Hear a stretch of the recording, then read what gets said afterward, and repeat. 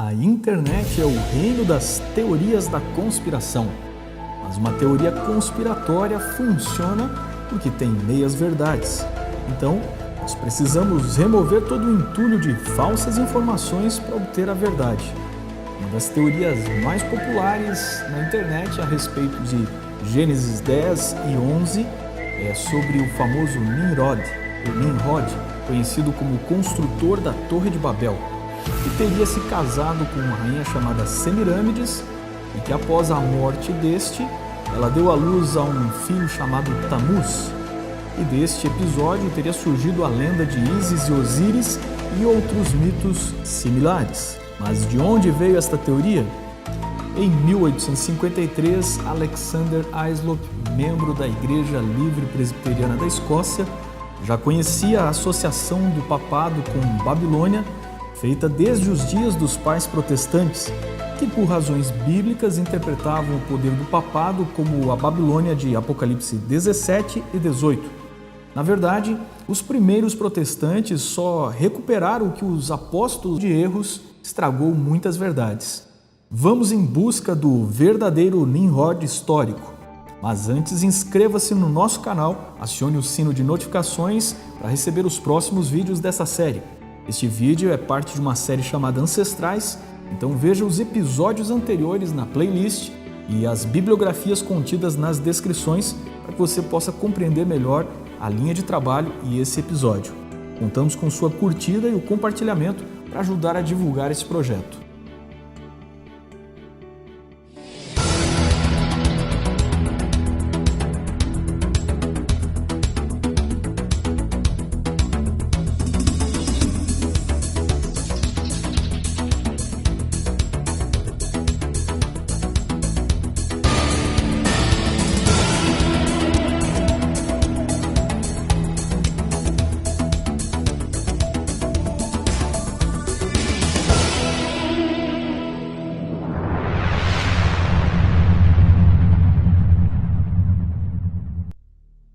Se um personagem é bíblico, logicamente a busca pela verdadeira identidade de Nimrod deve iniciar interpretando corretamente o que a Bíblia realmente fala sobre ele.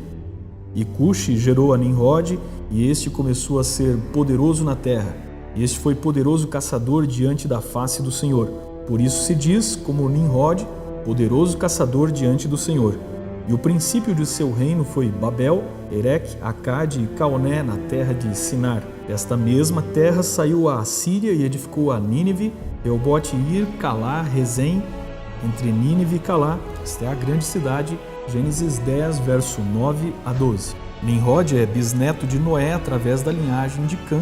Em geral, as tradições judaicas e cristã sempre entenderam Nimrod como o líder da construção em Babel. Embora isso não seja dito de forma explícita, mas a conexão é feita pela observação de que entre as cidades que ele iniciou estão Babel, descritas no capítulo 11 como resultado da torre. Muitos teólogos veem o nome Nimrod originalmente ligado à palavra egípcia para rebelde. Se Nimrod for um título ou nome que realmente signifique o rebelde, este significado conectaria diretamente a temática da Torre de Babel como descrita no capítulo 11 de Gênesis. O texto de Gênesis menciona que Nimrod começou a ser poderoso na terra. A palavra usada para poderoso é Gibor, que também pode ser traduzida por guerreiro, mas é riquíssima de significados. Os teólogos do Dicionário Internacional de Teologia do Antigo Testamento, R.L. Harris e Gleason Archer, Bruce Walton, descreve a palavra e seus derivados que aparecem 328 vezes no Antigo Testamento, além dos termos cognatos na língua acadiana, árabe, aramaico, fenício e moabita. Entre os muitos sentidos do hebraico para Gibor, o termo pode ser usado para descrever a arrogância diante de Deus, como usada em Jó, capítulo 15, verso 25. Mas a raiz está associada com a força e vitalidade do guerreiro bem-sucedido, como descrito em Isaías 42, verso 13, onde usa a mesma palavra. Embora o termo também seja usado para Deus como um guerreiro poderoso, Gibor usado para Nimrod está no contexto de um herói famoso, influente, respeitado, temido e poderoso.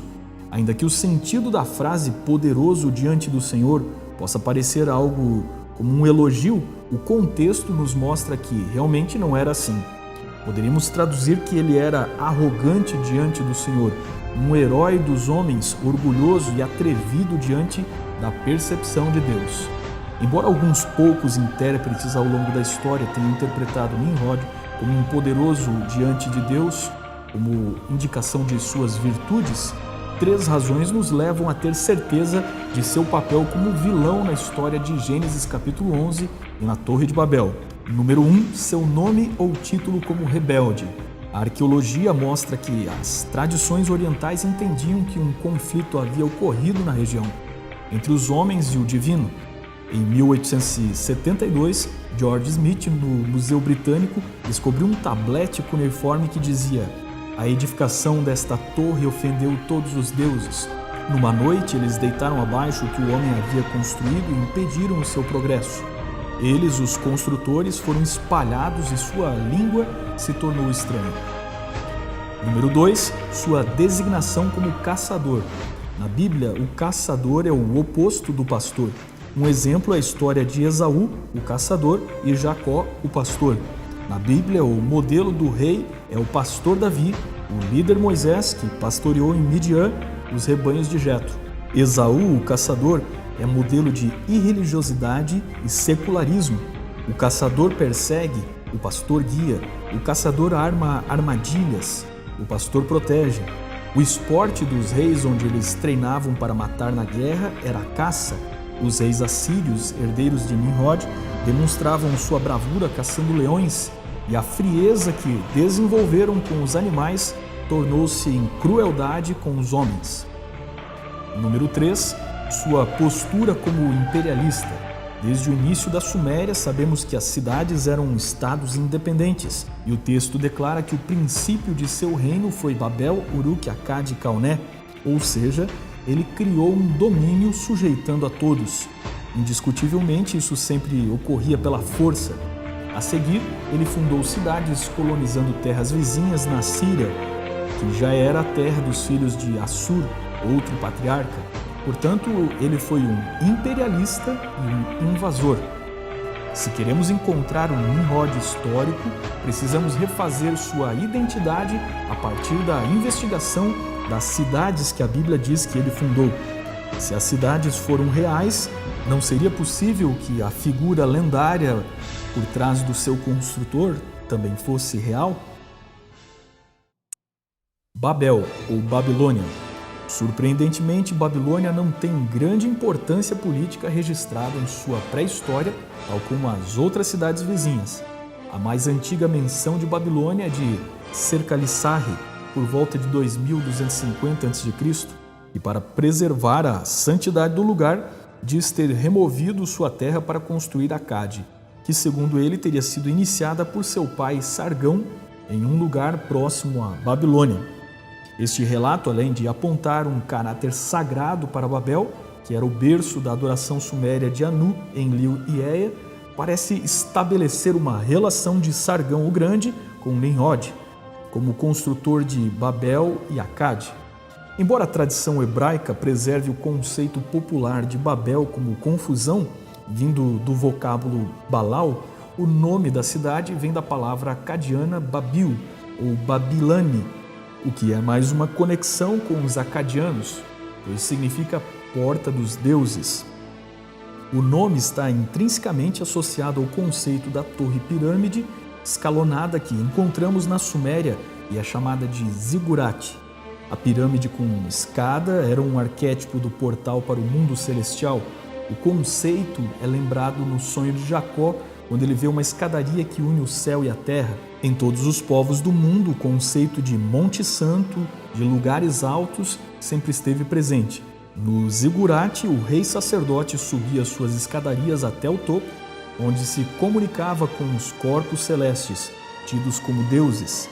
Sua habilidade em prever tempos, estações e mudanças eram tidos como sinais dos deuses. O Nimrod histórico pode ter sido um patese, ou seja, um desses reis sacerdotes que presumia ser um mediador entre o céu e a terra. Nimrod histórico pode estar associado a Babel como um local de culto que reuniu povos de cidades vizinhas. Um rei que fosse um civilizador, prevendo as cheias, estações, plantio e a caça, seria um deus sobre a terra. Séculos mais tarde, em Babilônia, seria desenvolvido o mito do deus Marduk, o deus que seria reconhecido pelos demais deuses como vitorioso das forças do caos e vivendo no topo de um zigurate em Babilônia, de onde ele criou os homens para plantar e cultivar os canais. Marduk seria uma adaptação tardia da deificação da memória do Nimrod histórico. Mas a lenda é muito mais antiga do que o tempo de Nabucodonosor, pois Marduk foi identificado com os deuses de outros povos como Zeus, Júpiter, Baal e outros. O historiador, teólogo e orientalista inglês do século XIX, George Rawlinson, considerava que a memória de Nimrod estava preservada em Belos, nome grego para o deus Bel ou Marduk, associado a Zeus e Júpiter, associado ao zigurate e à fundação de Babilônia. Estrabão, historiador grego, cita que o zigurate era o túmulo de Belos, demolido por Xerxes. Pode parecer infantil que os construtores desejassem uma torre que alcançasse o céu, algo impossível, mas obviamente a ideia não era a altura literal até o céu, mas alcançar o céu no sentido de acessar espiritualmente o mundo dos deuses, que em sua visão se comunicavam pelos astros. Então a história de Babilônia nos sugere que Nimrod histórico foi o fundador de uma grande religião, um rei sacerdote, um patese, como chamado na antiga Suméria, cuja memória pré-histórica foi deificada e adorada pela posteridade, estando relacionado ao uso da astrologia, ídolos, pirâmides e zigurates. Uruk. Acredita-se que Uruk, a Erech da Bíblia, tenha dado origem ao vocábulo árabe al-Iraq, de onde vem o nome do atual país do Iraque, que ocupa esta região. Ur pode ter sido um vocábulo sumério para cidade. Quando o famoso geólogo e arqueólogo William Ken Loftus descobriu o local em 1854, não teve dúvidas em dizer que era Uruk, que ele chamou de a segunda cidade de Nimrod. Os antigos arqueólogos reconheciam a Bíblia como um documento histórico e a usavam para fazer suas descobertas. Uruk, onde 2 zigurates foram encontrados, foi a líder das cidades da região entre 4.000 e 3.500 a.C. Ela era a cidade natal do mítico Gilgamesh, mito que pode ter sido inspirado em Nimrod. Berosso, no século III a.C., um historiador que viveu na Babilônia, conhecido como o sacerdote de Bel-Marduk, astrônomo, nasceu durante o reinado de Alexandre em Babilônia e escreveu uma história da Babilônia, da qual Eusébio de Cesareia e George Syncellus de Constantinopla tiveram acesso. Berosso estaria usando os documentos antigos e identificou que o primeiro rei após o dilúvio fora Eucóios, que Eusébio e Syncellus identificaram como Nimrod. Uma cópia feita por Aeliano, escritor romano de 200 d.C., conectaria este Eucóios com o rei da Babilônia e avô de Gilgamos ou Gilgamesh, o fundador de Uruk, conhecido em fontes cuneiformes como Enemencar. Enemencar é descrito como fundador de Uruk, filho do deus Sol semita Utu e construtor do templo em Eridu, conhecida nos mitos sumérios como a primeira cidade construída. Em algumas lendas é mencionado uma confusão das línguas. Um relato de lendas sumérias, conhecidos como Enemencar e o Senhor de Arata, descreve a disputa entre Enemencar, o rei de Uruk, e o Senhor de Arata, provavelmente a Armênia. Traduzido pelo assiriólogo de Oxford, Oliver Gurney, o tablete é uma carta enviada ao Senhor de Arata por um remetente desconhecido lhe solicitando que permita ser seu vassalo, pois os tempos estavam difíceis e ele relembra o monarca e houve uma era de ouro onde havia um único idioma na Suméria e se louvava Enlil em uma só língua. Caoné é uma cidade ainda não bem identificada, cujo alguns relacionam com a famosa Nippur, que significa lugar de passagem. Segundo a mitologia, seria este o lugar de residência do deus Enlil, quando este foi expulso do jardim da morada dos deuses. tornando esta cidade o maior centro de sua adoração. Outra cidade com importância litúrgica muito grande, Se Cauné era Nippur, outro deus importante cultuado ali foi Ninurta, que também conecta-se com os vizinhos assírios. Ninurta, muito famoso na Síria, é uma versão de Marduk da Babilônia e até o nome representa a memória de Nimrod. Akkad ou Agade é a cidade onde surgiu o primeiro império que temos registro na história secular. Os acadianos eram semitas guerreiros que impuseram sua religião, mesclando com as culturas dos povos da Suméria. Em muitas dessas inscrições, o rei era apresentado como o escolhido dos deuses, eleito para ser soberano, para defender os marcos de suas cidades e promover os altares dos deuses, do qual era o mediador entre eles e os homens. As terras eram consideradas dos deuses e se pagavam contribuições aos sacerdotes pelo uso delas. Estar no controle da fé era um bom negócio e os soberanos acadianos não abriam mão disso. A estela de Naram-Sin, o neto de Sargão, apresenta-o como o guerreiro vitorioso, uma coroa de chifres, pois o chifre era já naquela época o símbolo do poder. Ele pisa e transpassa seus inimigos. O exército acadiano era o mais versátil que o exército sumério convencional. Os acadianos distribuíam sua tropa com armas inovadoras mais leves e letais, com lanças e machados. No entanto, seriam os arqueiros que fariam a diferença ofensiva na recém-inventada artilharia. As figuras mitológicas que parecem associadas a Nimrod muitas vezes são representadas por clavas, machados de guerra. O Nimrod histórico, descrito como poderoso caçador, pode inclusive ter sido o inventor de armas como arco e flecha após o dilúvio. A motivação do soldado acadiano era ganhar um pedaço de terras conquistadas. Quando dominavam uma cidade, os acadianos infiltravam um regente local, filiando o soberano, e dominavam a religião, absorvendo e respeitando tanto quanto possível os mitos locais. Seria um método muito conveniente ao Nimrod histórico que procuramos. Um bom exemplo de sua habilidade em formar um estado religioso é Enenduana, a famosa princesa sacerdotisa de Ur dos caldeus, filha de Sargão, autora de 42 hinos à deusa Inanna. Seu império foi fundado pelo famoso Sargão de Akkad, cuja autobiografia cuneiforme lhe dá origens que lembram Moisés e os heróis clássicos. A trajetória lembra muito a história de Nimrod, pois é dito que este começou a ser poderoso na terra. Depois de seu neto, Naram-Sin, os acadianos caíram com as invasões dos Gutes. Muitos tentam ver Nimrod no acadiano Sargão ou no seu neto Naram-Sin. No entanto, o Império Acadiano parece mais tardio para ter sido o reino de Nimrod. As lendas sobre Sargão têm muitas diferenças da descrição de Nimrod na Bíblia. Sargão é descrito como filho bastardo de uma sacerdotisa e copeiro do rei de Kish, enviado por este ao rei de Uruk, e o relato dá a entender que a idolatria às cidades e reinos já eram bem estabelecidas, portanto Sargão não seria um civilizador e fundador destes reinos e cidades. Sargão não é construtor de Nínive, nem aparece relacionado a nenhuma torre em Babel. Nos dias de Sargão já havia línguas diferentes, o que contraria Gênesis 11, e logo Sargão pode ter conhecido a memória de Nimrod, se espelhado nela para recontar a sua própria vida. Mas apesar das muitas semelhanças, dificilmente Sargão de Akkad foi o Nimrod bíblico.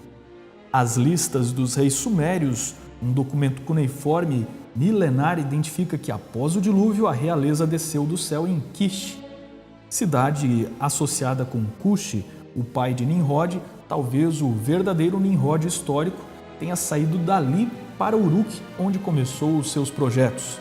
O verdadeiro Nimrod histórico e bíblico deve ter uma conexão muito forte e antiga com a Assíria, talvez por casamento ou domínio, e seu nome está preservado em vários lugares pela tradição local, como na colina de Nimrud, Miqueias 5:6, que chama a Síria de terra de Nimrod. Embora saibamos quase nada de Rebote-ir, Calá e Rezém, Nínive é bem conhecida. Nínive, Teve suas origens no final do Neolítico, mas estima-se que por volta de 3000 a.C., o local tornou-se um importante centro de adoração da deusa mesopotâmica Ishtar, conhecida na Suméria como Inanna e muito adorada em Uruk. De acordo com a arqueologia, o período conhecido como Nínive V, datado entre 2900 e 2600 a.C., foi precedido pelo período Uruk, descrito anteriormente. Então a arqueologia alinha-se com o texto bíblico que aponta Nínive e Uruk, com inícios contemporâneos e relacionados entre as mais influentes cidades. Realmente não existem registros seculares de Nimrod. Sequer sabemos o seu nome, sendo possível que o rebelde seja apenas o título que ele recebeu. Porém, a arqueologia das cidades descritas na Bíblia nos demonstram evidências da existência de um personagem real, um herói civilizador cuja fama inspirou a cultura da antiga Suméria e foi imitada pelos costumes dos reis antigos de Acade e Assíria. Sua memória se perpetuou, mitificou e poetizou, mas encontra-se retratada fielmente na Bíblia, de forma breve, precisa e verídica. Não há um Nimrod histórico, pois o verdadeiro Nimrod é um personagem pré-histórico dos quais os registros se tornam impossíveis, mas verificáveis na conservação de sua memória ancestral sobre ele. Não perca os próximos episódios, continue acompanhando a nossa série e até a próxima!